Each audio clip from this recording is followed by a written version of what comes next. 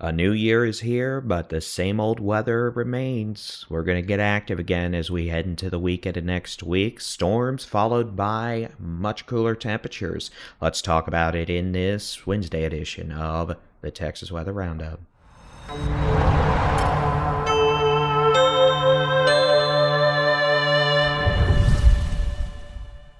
Good morning. It is Wednesday, the 1st of January, 2025. I'm Texas Storm Chasers Baldy-in-Chief David Reimer. A chilling night across the northern 75% of Texas, with even some northern lights up in the panhandle, as evidenced by storm chaser Blake Brown, who was out and about last evening taking photography. Head over to our Texas Storm Chasers social media channels to see those images, but hey, not a bad way to start off the new year or end the old.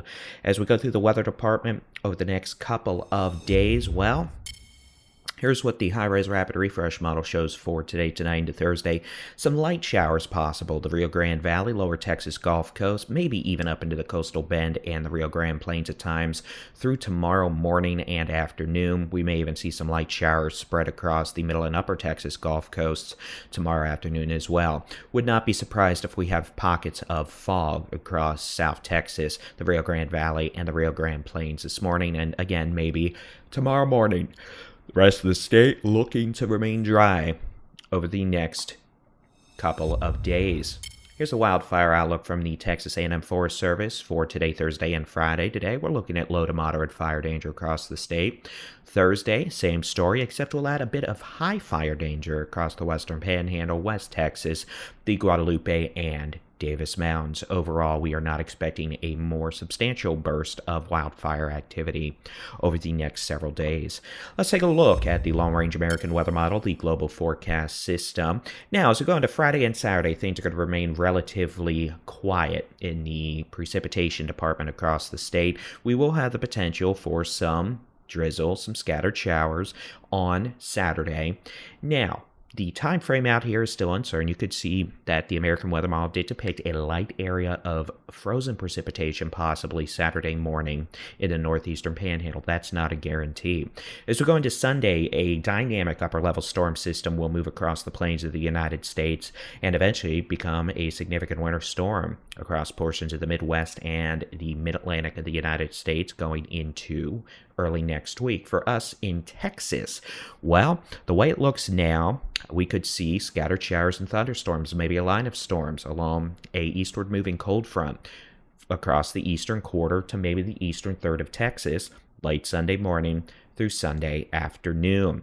Thereafter, those storms, like the last couple systems, will move into Louisiana, leaving us mostly done in the precipitation department. We'll need to keep an eye on the panhandle for maybe some light wraparound snow as we go into late Sunday, early Monday, but that is a low probability scenario at this time. As we go into Monday night and Tuesday next week, a significant cold front of Arctic origins will push south into the state of Texas and, well, a good chunk of the eastern two-thirds of the United States. We'll talk more about that in a minute, but that will begin what will be a multiple-day period of winter-like temperatures across the state. I want to emphasize that as of now, it continues to look like the worst of the upcoming Arctic outbreak will pass east of the state of Texas into the Midwest, the the Tennessee Valley, and the southeastern United States, along with the eastern United States, versus taking a path straight down the plains just east of the Continental Divide and infiltrating us. It is going to feel like January for several days, but it is not going to be a significant holy moly guacamole 2021 repeat. At some point, I'll get to stop saying that, but we're still in that magical period where PTSD continues to exist. So with every event, I'm just going to have to say this is not a 2021 repeat we're looking at. All right, Sunday.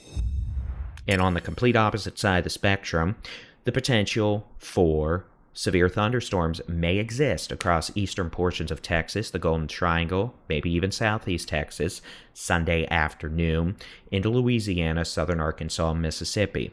A lot can change 5 days, but we're starting to hone in on at least some threat for stronger storms. We'll be able to become more specific on the timing, threats, and overall severity as we get closer to Sunday, but as of now, it is something we'll be keeping an eye on.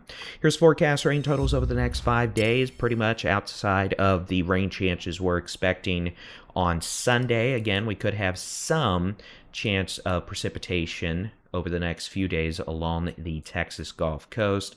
The graphic you're looking at here is outdated slightly. Here's the updated one. And again, you could see we might see 1/10 of an inch to 1/4 inch of rain in the lower Rio Grande, the Rio Grande Valley, the lower Texas Gulf Coast, and over the next few days, as we get into Sunday, the potential for 1/4 to perhaps 1 inch of rain across northeast Texas, the Arklatex, East Texas, the Piney Woods of East Texas, the Toledo Bend Reservoir, Southeast Texas, and the Golden Triangle.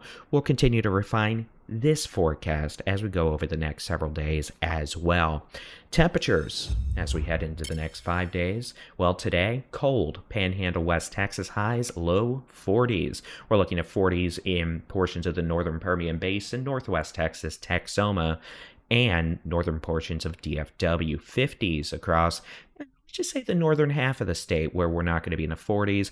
Otherwise, east of the Davis-Guadalupe Mountains, or excuse me, west of the Davis-Guadalupe Mountains, we're going to see 60s down to the Big Bend, 64 El Paso, 60s down into south central Texas, the Edwards Plateau, the Rio Grande Plains, the Rio Grande Valley, Coastal Bend, Coastal Plains, Southeast Texas, the Golden Triangle. As we go into tomorrow, a substantial warm-up will occur across all of the state. We're going to be back into the 60s and 70s across the southern 75% of Texas, with the exception of northeast Texas, who may hold in the upper 50s.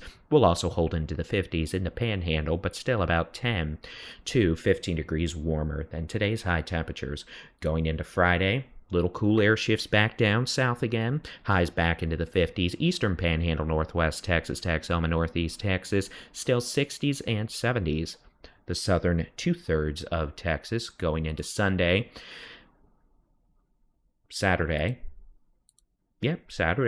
Northeast Texas, Panhandle, North Texas, Texoma in the 50s. Southwestern 75% of the state, 60s, 70s, and we may see 80s return to the McAllen area.